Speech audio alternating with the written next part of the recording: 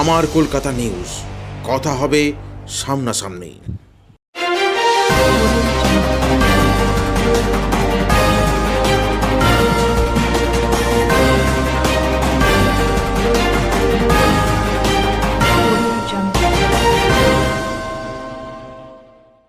শ্রীরামপুরে বাম প্রার্থী দীক্ষিতা ধর উত্তরপাড়া মাখলা অঞ্চলের নির্বাচনী র্যালি এবং জনসংযোগ করে। এদিন তিনি উত্তরপাড়া অঞ্চলের বেআইনি নির্মাণ এবং সম্প্রতি নবগ্রাম অঞ্চলের নির্মাণ কার্য চলাকালীন দেওয়াল চাপা পড়ে 2 শ্রমিকের মৃত্যু নিয়ে প্রশ্ন তোলেন। তিনি বলেন, বারংবার আমরা বামপন্থীরা এই বেআইনি নির্মাণের বিরোধিতা করেছি, কিন্তু স্থানীয় স্তরের তৃণমূল নেতা কাউন্সিলররা পয়সা নিয়ে বেআইনি নির্মাণ, পুকুর ভরাট করতে দিচ্ছে। ঠিক সেই কারণেই উত্তরপাড়ায় মিউটেশন দুর্নীতির মূল অভিযুক্ত এফআইআর থাকা সত্ত্বেও গ্রেপ্তার করতে পারছে না পুলিশ। জিটিএর শিক্ষক নিয়োগ দুর্নীতি নিয়ে তিনি বলেন, বামপন্থীরা বারবার কোর্টের শরণাপন্ন হয়েছে বিভিন্ন রকম নিয়োগ দুর্নীতি নিয়ে। অপরদিকে রাজ্যের সরকার নিয়োগ দুর্নীতিতে যারা টাকা খেয়েছে তাদের আড়াল করার চেষ্টা চালাচ্ছে। পাল্টা উত্তরপাড়া শহর তৃণমূল কংগ্রেসের সভাপতি ইন্দ্রজিৎ ঘোষ বলেন, ওনারা নির্বাচনী প্রচার করছেন, সবার অধিকার আছে নির্বাচনী প্রচার করা এবং সমালোচনা করার। তবে কোনটা ঠিক কোনটা ভুল তা মানুষ ঠিক করে নেবে, কারণ মানুষ দেখেছে উনাদের সময়ে উত্তরপাড়া মাখলা অঞ্চলের অবস্থা কী ছিল, আর আজ ধারাবাহিক উন্নয়নের ফলে মাখলা অঞ্চলে রাস্তাঘাট, পানীয় জল, নাগরিক পরিষেবা কোন পর্যায়ে আমরা নিয়ে যেতে পেরেছি। আর দুর্নীতির বিষয়ে যদি কিছু কোথাও হয়ে থাকে, নির্দিষ্ট অভিযোগ থাকলে অবশ্যই ব্যবস্থা গ্রহণ করা হবে। আমাদের সরকার দুর্নীতির বিষয়ে জিরো টলারেন্স নীতি নিয়ে চলে। আমরা বিজেপির মতো ওয়াশিং মেশিন নই, যে অন্য জায়গায় দুর্নীতি করে বিজেপিতে চলে গেলেই তিনি ওয়াশিং মেশিনে পরিষ্কার হয়ে যান। গোটা ভারতবর্ষের মানুষ সব দেখছে। লোকসভা নির্বাচনে মানুষ উপযুক্ত জবাব দেবে। জানেন, কিছুদিন আগে নবগ্রামে একটি বেআইনি নির্মাণ ভেঙে 2জন মানুষ মারা গেছে এবং সেখানে কারা জড়িত ছিলেন, তাদের প্রশ্রয় ওই সমস্ত বিল্ডিংগুলো হচ্ছে, তাই নিয়ে এখন কোনো সদুত্তর পাওয়া যায়নি। ওখানে বিরোধী দলনেতা আমাদের তারা বারংবার পঞ্চায়েতের মধ্যে এই প্রশ্ন করেছেন, ফলে এই অঞ্চল জুড়ে দেখুন আমরা প্রথম দিন থেকে যে আসলে এই বন্ধ কলকারখানার জমিতে বিভিন্ন ধরনের বেআইনি নির্মাণ, পুকুর বুঝিয়ে বিভিন্ন ধরনের বেআইনি নির্মাণ হচ্ছে এবং এখানকার যারা শাসক দলের নেতারা রয়েছেন, কাউন্সিলররা রয়েছেন, পঞ্চায়েতের লোকজন রয়েছেন, সবাই এর সঙ্গে সমানভাবে দোষী।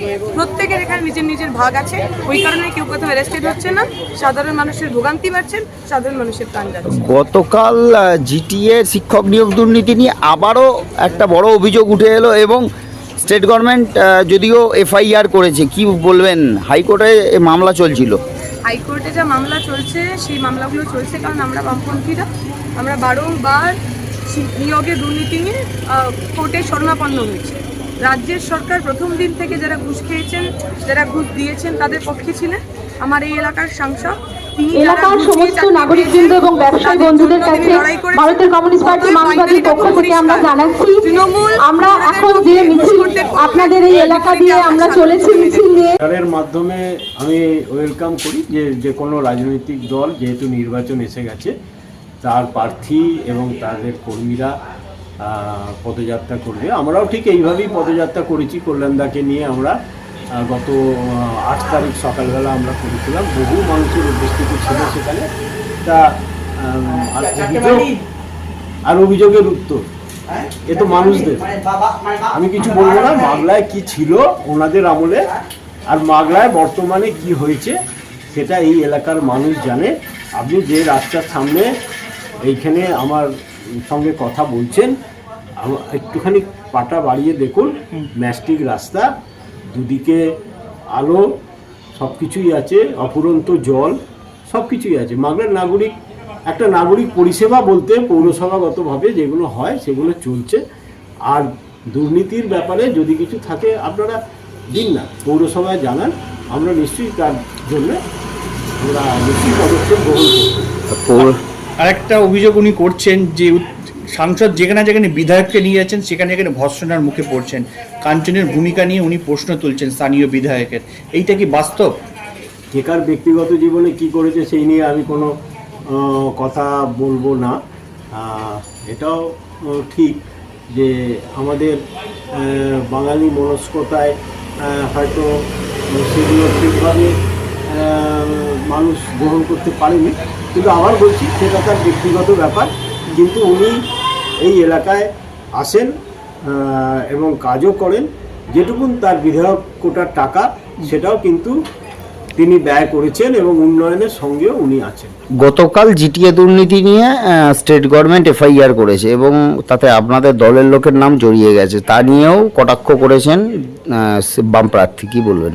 না, এটা আমাদের তৃণমূল মুখপাত্র রাজ্য থেকে যেটা বলেছেন সেটাই গ্রহণযোগ্য। এই ব্যাপারে আমি অনেক সরকার কি একজন কর্মী, দুর্নীতির বিষয়ে সরকার কোথাও জিরো টলারেন্স নীতি নিয়েই কি চলছে? আমি একটা কথা বলি, তৃণমূল কংগ্রেস কোনো দুর্নীতিকে প্রশ্রয় দেয় না, আগামী দিনেও দেবে না।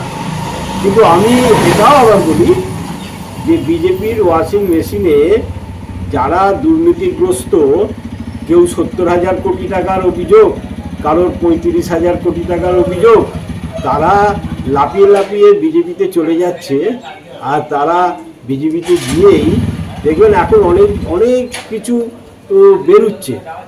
আপনি যদি সংবাদপত্র পড়েন তাহলে দেখবেন যে 25 জন এমন নেতা রয়েছেন যারা ক্লিয়ার হয়ে গেছেন, যার বিরুদ্ধে অশোক চৌহান মহারাষ্ট্রের, যিনি কার্গিল যুদ্ধে সেনানীদের জন্য বিল্ডিং তৈরি করলেন, সেই বিল্ডিংয়ে উনি মুখ্যমন্ত্রী ছিলেন কংগ্রেসের, তো উনি সেই সময় সেই বিল্ডিংয়ে ফ্ল্যাগ রেখে এই যে দুর্নীতি, এটা নিয়ে নরেন্দ্র দামোদর দাস মোদী সমালোচনা করেছিলেন যতদিন উনি কংগ্রেসে ছিলেন।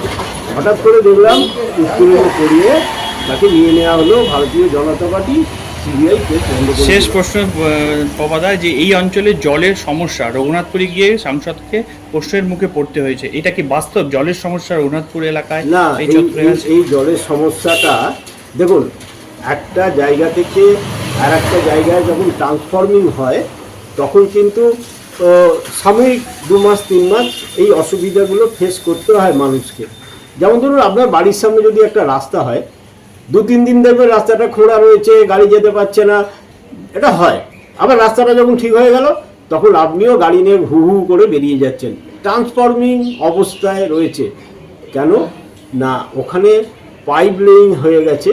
আপনারা জানেন যে রাজ্য সরকার তার নিজস্ব টাকায় 1556 কোটি টাকা খরচা করে একটা পশ্চিমবাংলার সর্ববৃহৎ জল প্রকল্প কোঁতরঙে তৈরি করেছে।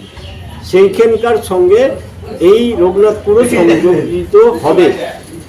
এই যে প্রসেসিং পিরিয়ড, এটা একটু অসুবিধে, এটা আমি অস্বীকার করি না যে রঘুনাথপুরে অসুবিধে হচ্ছে।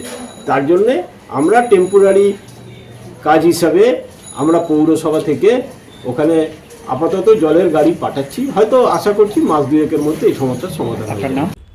আমার কলকাতা নিউজ, কথা হবে সামনাসামনি।